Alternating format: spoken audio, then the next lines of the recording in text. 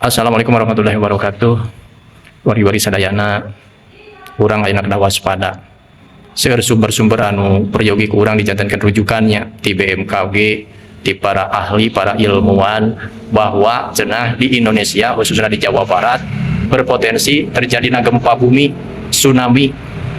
Tak urang panginten sebagai umat Islam percaya 100% teh ulah.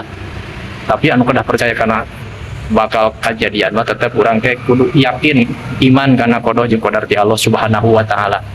Kiamat teh aya kiamat sugro aya kiamat kubro. Di antara tanda-tanda kiamat kubro teh nya seueurna bencana alam. Tah panginten urang kedah waspada ti ayeuna ka payun kedah waspada. Tapi tetap penyebabna kerusakan teh anger disebabkeun ku tangan-tangan ulah manusia keneh.